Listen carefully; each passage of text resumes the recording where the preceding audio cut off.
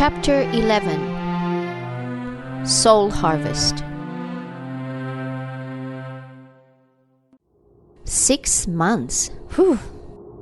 It's not much time to reach 500 million people, is it?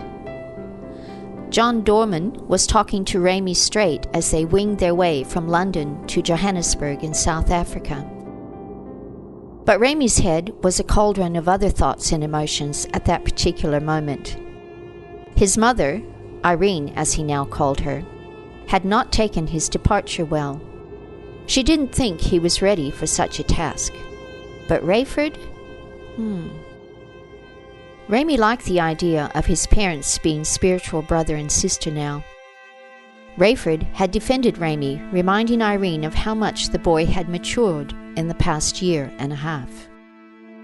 Ramey felt sad for Irene. He knew that he still secretly felt like the little boy that she imagined him to be.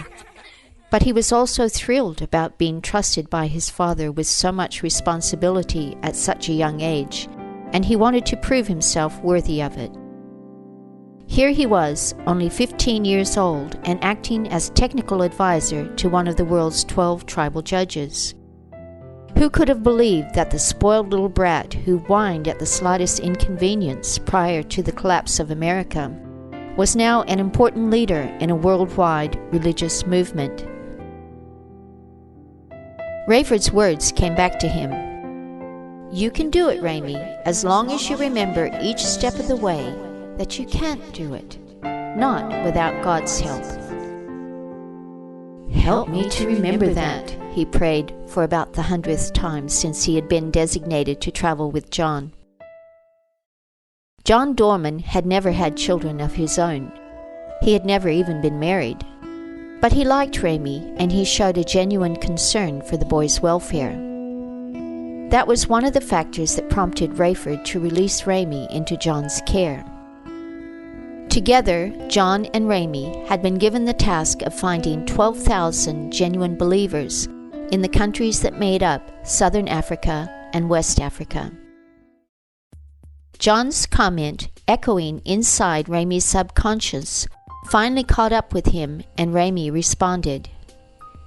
Yeah, it is a very big job, isn't it, he said. But we can do it, remember? We can do it if we just remember that we can't do it without God's help. John nodded agreement, paused for a moment to ponder the truth in what Ramey had just said, and then went on. I have some ideas, Ramey, he said, pulling a small notebook out of his shirt pocket. I want to get your thoughts on them. One of the things that Ramey liked most about John was that he treated him like an adult, at least when it came to spiritual matters. Since John had learned to listen to others, he regarded Ramey as he did the other members of the 12 tribes as a spiritual brother.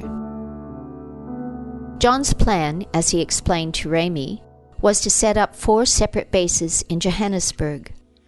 One for translators, one for teaching, one for printing and distribution, and finally, an administrative and communication center where he and Ramey would work.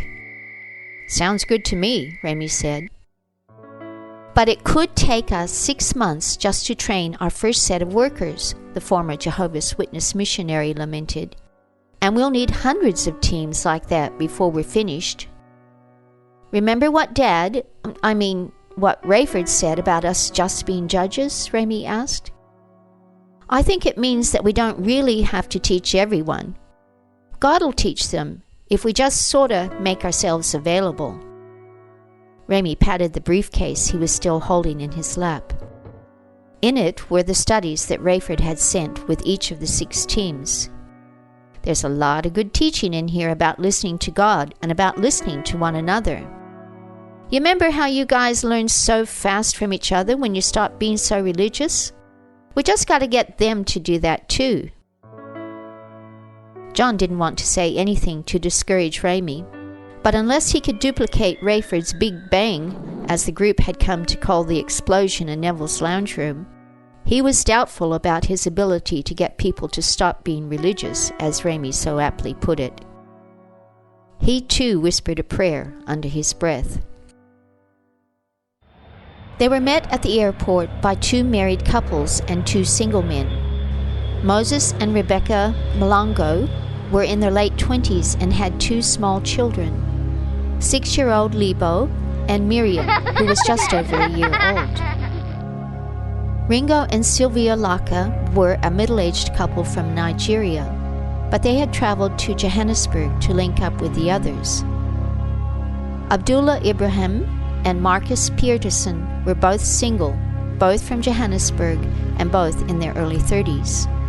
Only Marcus was of European descent. The others were all native Africans, and each had some knowledge of at least one native language. When everyone had been introduced and a few comments had been made about the flight from London, they climbed into 2 vehicles for the half-hour drive to the communal apartment where they were all living. On the way, John and Ramey learned that all 6 of the new recruits to their tribe, the tribe of Manasseh, had sold their possessions and put their wealth into a common purse.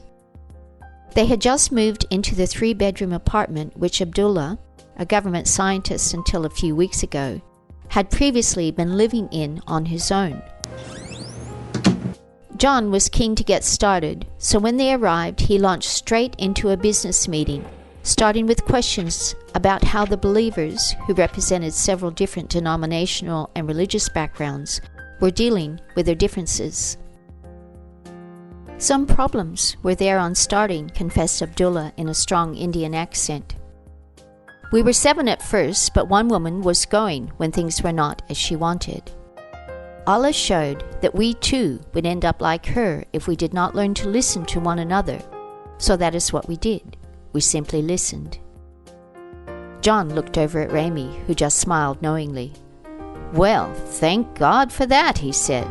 Now, if we can just find 11,992 more recruits like you people in the next 6 months.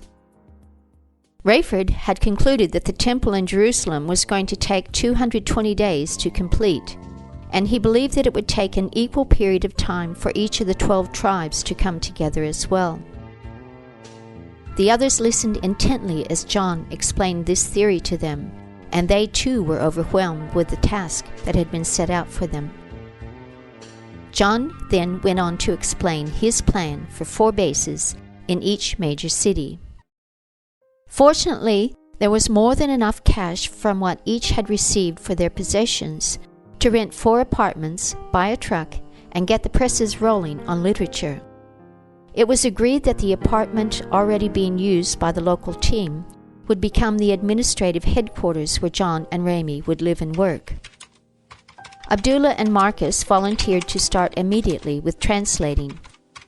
Between them, they knew 2 tribal languages, Afrikaans and Arabic.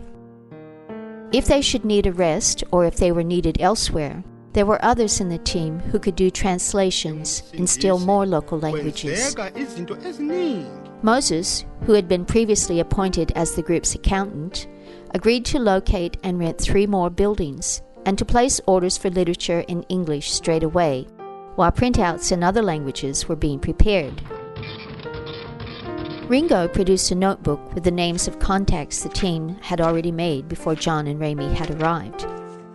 He and his wife Sylvia took upon themselves the responsibility of inviting these contacts to move into the education center, as soon as they had one, and to start learning the ways of life within the 12 tribes.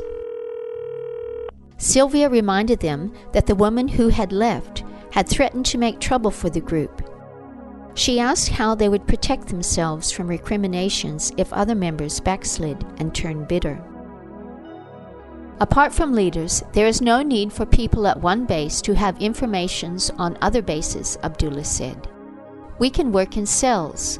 For members and leaders, other names will be used. That way, even if they are tortured, they will simply not be able to give informations. Again, John and Ramey exchanged glances as they observed how they themselves were little more than catalysts for something that was running of its own steam. Well, at least of God's own steam. Within 2 weeks, all 4 spheres of operation were up and running. 4 others had moved into the teaching center where Ringo and Sylvia were acting as instructors. One of the new recruits possessed knowledge of yet another tribal language that the others did not know, and so she had been designated to join the translation team as soon as she had finished the basic training course. Master copies of audio compact discs and printouts of key articles by Rayford were already being produced at the translation center by the end of the second week. That is when the first order of literature arrived at the distribution center. An order for another print run, this one in Afrikaans, was placed, and it was due for delivery the following week. Moses was now out shopping for a 4-wheel drive vehicle to be used to deliver the literature to more remote areas, as soon as a new recruit could be trained to do that. In a matter of weeks, the whole process would be repeated in places like Accra, Cape Town, Harare, Monrovia, Kinshasa, and Lagos. It was Ramey's job to answer the mail, and he was already receiving letters from people in South Africa who had heard of the Giessen website and who wanted to adopt their lifestyle. It was also Ramey's job to keep Rayford informed in England of what was happening. His regular epistles served the double purpose of putting Irene's mind at ease about his welfare. What was happening in Johannesburg and beyond was not unlike what was happening in other cities where tribal judges had landed. Rayford had made contact with his counterpart in the Eastern Hemisphere, a man named Chaim Rosenberg, who was based in Sydney, Australia. Chaim was in his 60s, and he too had commissioned 6 judges. They were to cover all Asia and Micronesia. The 6 Eastern judges were based in Sydney, Tokyo, New Delhi, Karachi, Beijing, and Hong Kong. Over the next 6 months, the number of members in each of the tribes increased roughly 3-fold every month. They worked quietly, trying not to arouse attention. The rest of the world was so intoxicated with the philosophy of love and peace at that time that they hardly took any notice of the 12-tribe activities. Even in countries where missionary activity had previously been outlawed, there were only cursory attempts to stop them when they pasted up posters in the middle of the night, or when they undertook other activities to alert believers to what God was doing. But although the doors were open, not many were walking through. They still only managed to find about 1 soul in 50,000 who was prepared to meet their standards. What they were fashioning was obviously going to be an elite team of spiritual commandos who would be able to give godly leadership to the world in what would soon become the darkest period in Earth's history.